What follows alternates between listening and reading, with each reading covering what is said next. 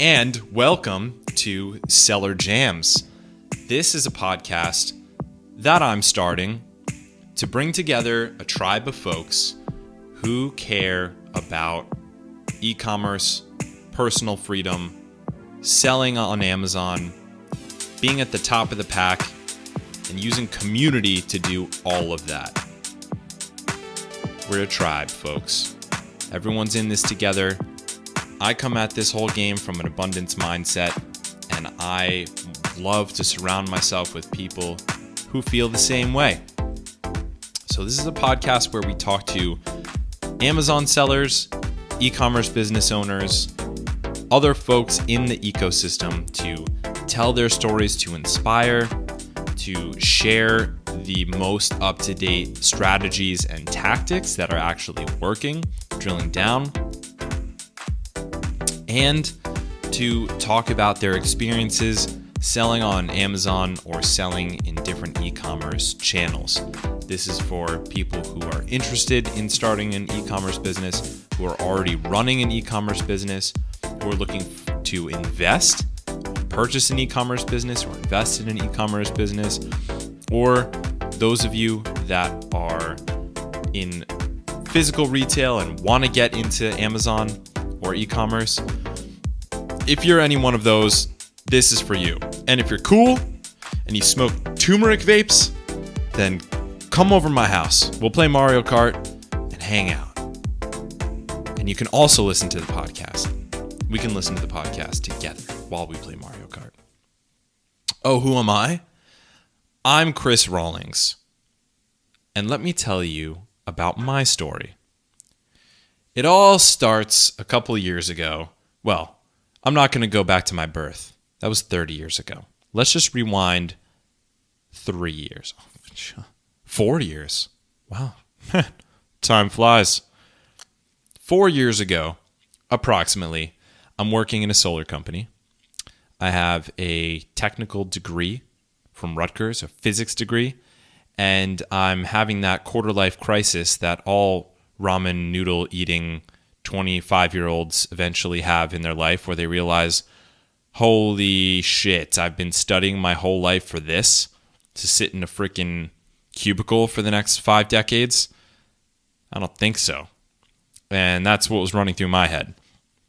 While this is running through my head, my finger is hovering ever so gently above my mouse clicker, and my mouse cursor on my screen is floating above a book now for a one-way ticket to New Zealand. I'm sweating. I'm working, and I feel somehow guilty that I'm doing this, and that someone will be looking over my shoulder. So there's a moment where quantum physics comes into play, and any possible future reality could manifest itself at any given time. But in this reality, my finger pressed down on that mouse button and I clicked book now for a one-way ticket to New Zealand. Hence, setting in motion a series of events that led me to leave my desk job, which had me anchored to one place in the world, which always bugged me to a huge degree. Start an e-commerce brand of spinal health products that improved posture, move to New Zealand, sell all my stuff, my car, my guitar, my keyboard, my speakers. I left my kayak at my mom's house. All right, fine. Give me that. Flew to New Zealand, bought a motorcycle, bought a backpack, bought a couple pairs of underwear, threw them in the backpack, got a tent, and hit the road, baby. And I literally ran and grew this e-commerce brand. I mean, when I went to New Zealand, this was in 2015, there was no business. I had just done design of the initial prototypes of the product that I wanted to launch. And luckily, I had a design background and a technical degree that allowed me to do some product design. So I had some unique product designs whipped up. And also a spinal injury from being in a rock and roll band for 7 years and playing over 1,000 live shows that had totally jacked up my back. So I had experience in the spinal health world. I had design experience that allowed me to do some product design. And I designed my own versions of products that I saw were already selling well on Amazon after doing my research on what the top selling products were. This was before product discovery Chrome extensions existed. So you just looked at top sellers and bestseller rank and so on. And I launched my first product while I was in New Zealand, literally working from cafes, living off of my life savings, which was not very much because I was just a 20-something-year-old, a couple of years out of school, and working from little cafes and working from my motorcycle, from my laptop and my phone and my little foldable solar panel all around New Zealand. And I ended up growing this brand into a 7-figure international brand. I built a small team around it, launched a line of products. And at that point, I had kind of a revelation.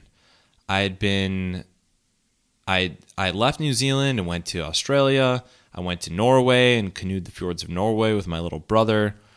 I traveled to Greece and to China and to Bali and got in touch with this whole underground community of digital nomads, which was amazing because one of the biggest things that scared me when I had that finger hovering over that mouse and I was about to click book now was loneliness, and finding out that I could tap into a network and a community of other folks, digital nomads, vagabonds, travelers, was a revelation that set me free for life. I never again let fear of loneliness keep me from doing something cool, from traveling alone or from moving to a new city or joining a program or whatever it is. Never again after that experience did I let fear of loneliness stop me from doing something. But all that's besides the point, because moral of the story is I was doing this for a couple of years. I was running the brand, traveling to different countries, tapping into the local vagabond and or digital nomad community, and living that life, running this virtual e-commerce company, the type of thing that you would read about in the 4-Hour Workweek. That was pretty much my life. And what I eventually found out was that is for some people, and it wasn't long-term, at least for me. I could get enough of, working on my laptop on the beach. That actually makes your laptop really sandy. It's a terrible idea. Moral of the story, I felt that I could do a lot more with the knowledge that I'd gained in the e-commerce sphere, and specifically the Amazon sphere. And I also took a step back and said, hang on a second. So Sears is like going bankrupt. Toys R Us is like going down the tubes and closing all their stores.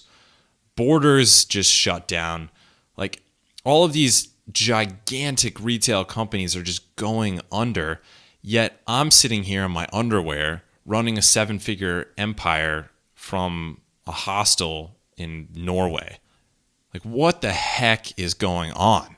Honestly, like something massive is happening and changing. So as with any great grand transition of wealth or the flow of capital in the world, I saw bigger opportunity than I was taking advantage of.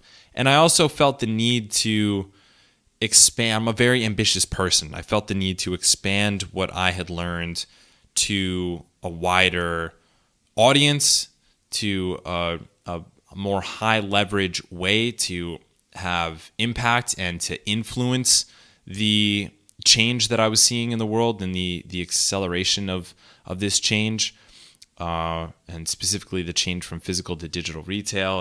And also the punk in me really loved the change from having a bunch of gatekeepers and having Nike and Adidas own the market to having Allbirds be able to get traction, and local brands, smaller brands, run by like regular people, be able to make relationships with factories across the world and start brands, on the spot. It was just exciting to me. The punk in me loved it. The rebel in me loved it.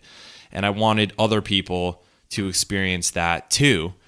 And some mischievous side of me liked to see, these really big companies just going down. Whereas I'm in these seller groups on Facebook and these private masterminds and listening to these podcasts with people. And it's just like normal peeps starting like sometimes really significant empires, like 8-figure empires, in some cases 9-figure empires. And you're like, what the heck? But it's so cool. It's so awesome. And that really is what led me to eventually start Judolaunch, which is a software and services company that, end of day, it's built and exists to help you succeed on Amazon and to help anyone succeed on Amazon and have an edge. Because what I found was that it's a science and an art. It's non-trivial, that it's not about just throwing up a listing and waiting for sales to come in, that there is a whole endlessly deep world and ecosystem to tap into and rules to learn and then break, and a big gray area and then a black area and a white area. And I wanted to take the things that I'd learned, scale it in the form of putting it into a human organization and codifying it into software, and then share it with more people because I liked what was happening. I wanted to accelerate what was happening, and I wanted to connect more with other people who were doing the same thing and help each other out. And that's also the reason that this podcast exists. The entire time that Judolaunch has grown as a company over the last 2 years, I mean, it's been a wild ride. But we have come at it from the standpoint of being a tribe. Like everyone inside the community, inside Judo, acts as a tribe, supports each other as a tribe, feels as one as a tribe. And this is just super important to me. It's the hippie in me, some would say. But I would venture to say that if you have come from a mindset of sharing and support for one another and abundance versus scarcity and holding it for myself and, all I need is me, that it's pretty obvious which of those attitudes leads to a happier life. And I'm not going to say the answer. I'll let you say it because it's obvious and it's just straight up true.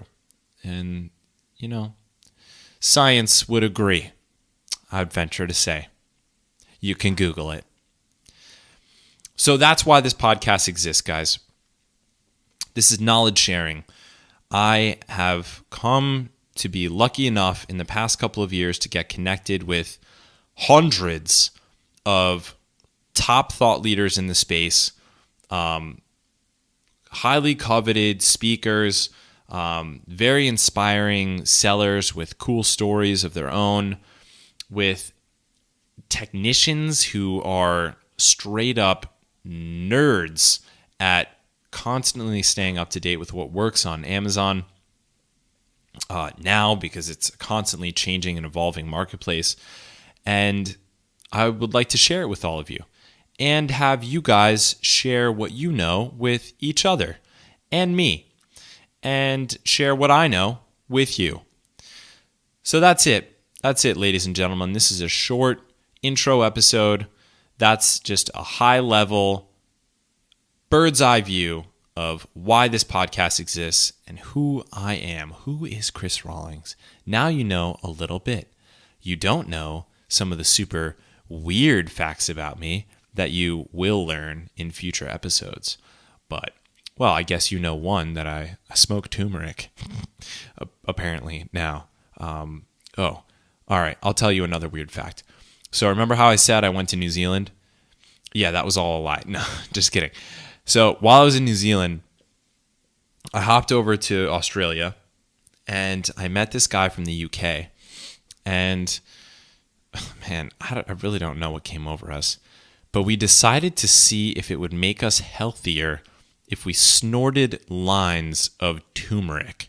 We literally laid out turmeric, like arranged it into like a line, and snorted it to see if that would make us healthier, give us energy or something. I don't know what the heck we were thinking. Anyways, it was a time in my life where anything goes, and I said yes to a lot of things.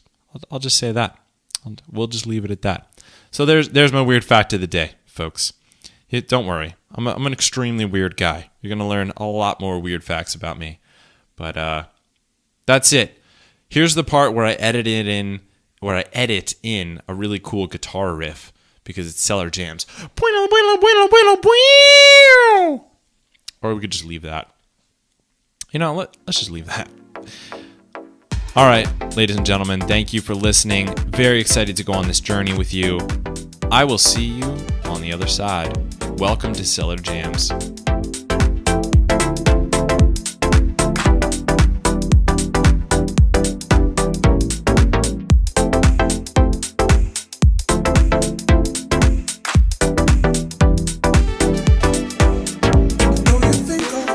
Close sound. Eat the mic. Eat the mic. Eat it. Eat the mic. Eat the mic. Eat it. Eat the mic. Eat pa. Eat the mic. Pa. Pa. Eat the mic. Pa. Eat the mic. Pa.